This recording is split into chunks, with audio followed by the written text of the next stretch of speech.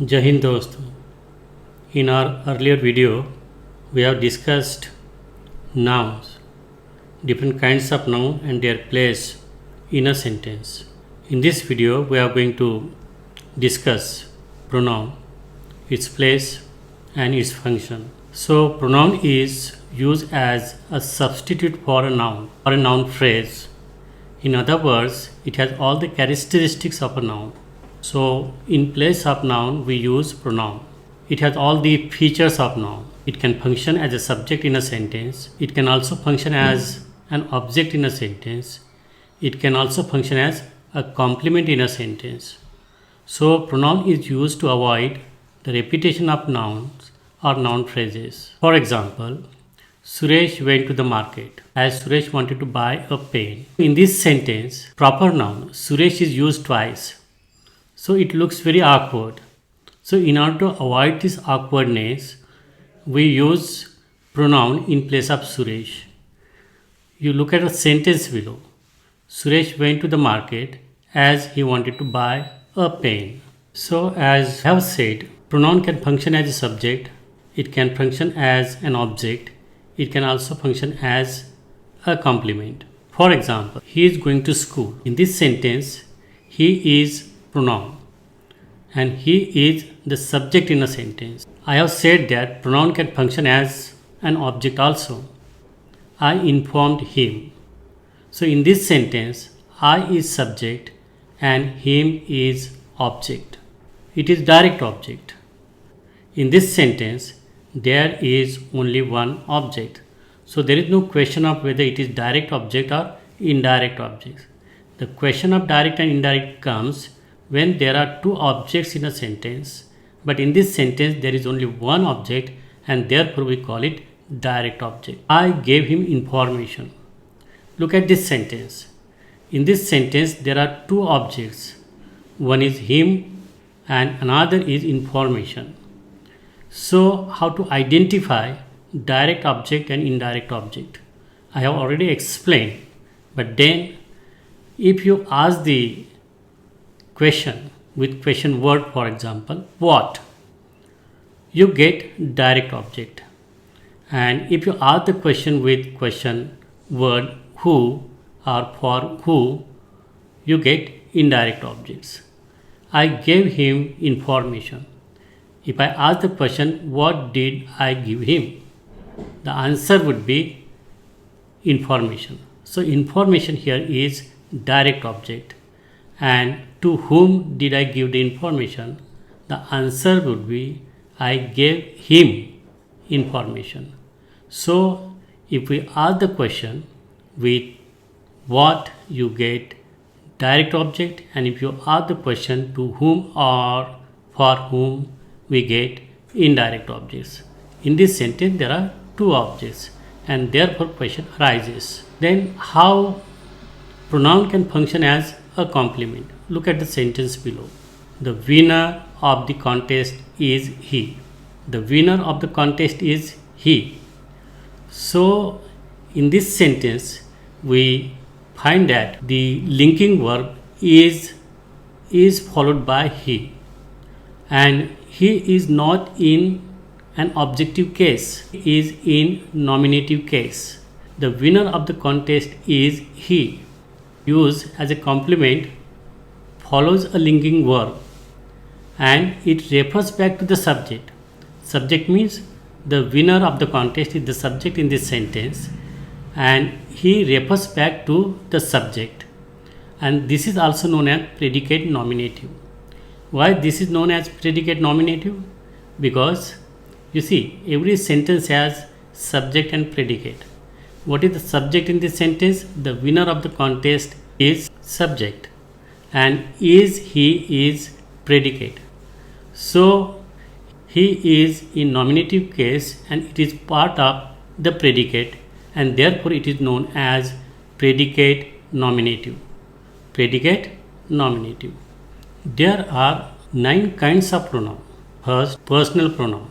Second, possessive pronoun. Next is reciprocal pronoun. Then is demonstrative pronoun. Next is reflexive pronoun. Sixth is relative pronoun. Seventh is interrogative pronoun. Eighth is indefinite pronoun. And ninth is universal or distributive pronoun. We will discuss each one by one later, but try to understand that there are different kinds of pronoun, and different kinds of pronoun has unique place in a sentence. So therefore we need to understand each and every pronoun. We will discuss first, that is personal pronoun. So what is personal pronoun? Personal pronouns on the basis of their role in a speech act are classified as first person, second person and third person. So first person is the speaker. For example, I am speaking. When I say I am speaking, I am teaching, I am first person. If I say we are in the class, so we is also part of the first person. I is singular, whereas you is plural. Then you see second person pronoun. So if I am speaking to you, so you become second person pronoun. And then is third person. We speak about the people, we speak about the things, we speak about animals, we speak about different objects. So all these come under third person. Personal pronouns are words used to replace specific nouns, particularly nouns referring to people, things, ideas, animals, to avoid repetition and make sentences clearer and more concise. So personal pronouns vary based on person. For example, as I said, first person, second person, third person. Then as I said, they are singular, they are plural, and again it can be classified as masculine, feminine, neutral or non-binary. Look at this table. You see personal pronoun, first person, second person and third person. So personal pronoun is in nominative case, objective case, they are in possessive case and reflexive pronoun also. So in nominative case, in first person we have I and we. I is singular, whereas we is plural. So objective case of I is me and objective case of we is us. Similarly, second person pronoun, it is very unique. It is very unique in the sense that you in nominative case can be singular, you in nominative case can be plural also, and the form of you does not change even in objective case. Then we have third person pronoun. Third person pronoun can be singular, third person pronoun can be plural. He, she, it. All these three pronouns are singular. All these three pronouns are singular, whereas they is plural. So in objective case, he becomes him, she changes to her, and it, like you, does not change. So it in nominative case and the same form is in objective case, but they changes into them. So what we know about it, if you look at the table very closely, you will find that you does not change in objective case. Similarly, it also does not change in objective case. First person pronoun singular. For example, I enjoy reading. First person singular. Then as I said, first person plural. We went to the park. Then second person singular and plural. As I said, you second person singular and plural. You can be singular, you can be plural. It depends upon the context. You need to complete your assignment. So I may be referring to all of you. So you are plural here. So you are plural here. If there is only one individual in front of me and I am speaking to that person, you can be singular. So you is singular and you can also be plural. So we get to know whether it is singular or plural. It depends upon the context. Then third person singular. I said he, she, it. All these three pronouns are third person singular. For example, he likes chocolate. Then third person plural. They are playing football. Try to understand the use of it. It is used to refer to non-human objects and animals. Try to understand the use of it in sentences. How it is used in different sentences and in different contexts. It is used to refer to non-human objects or animals when the gender is unknown or irrelevant.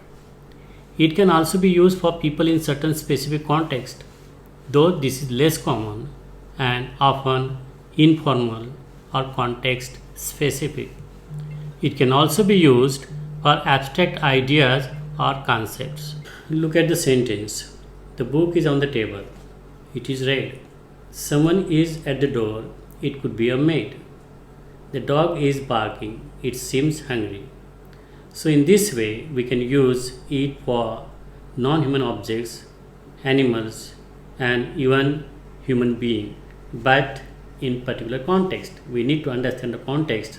So it can also be used for ideas.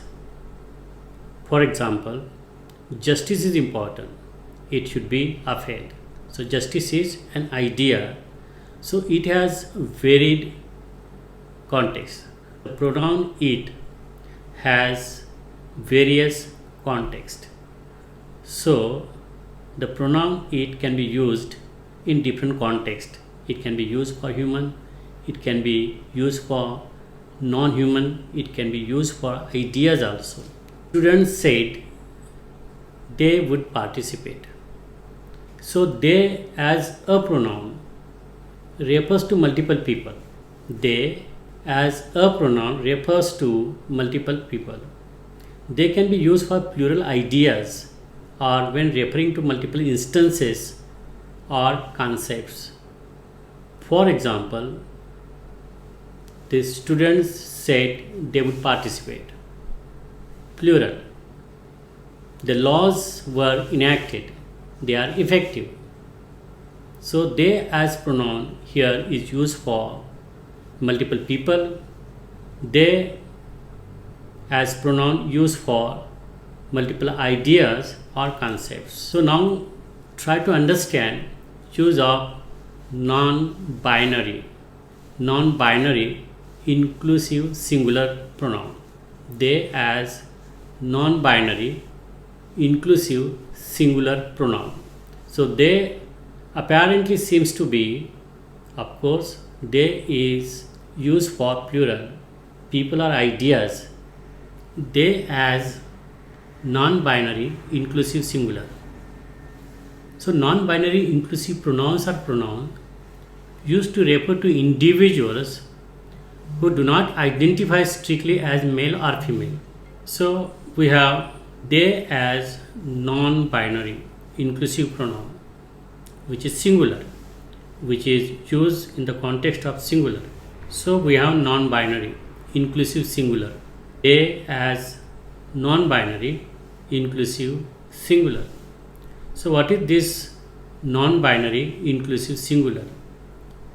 So non-binary inclusive pronouns are pronouns used to refer to individuals who do not identify strictly as male or female.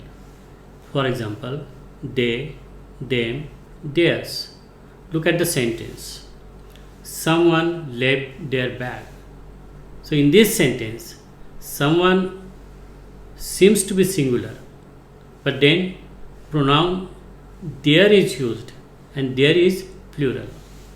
It depends upon the context whether there is used for again singular or plural.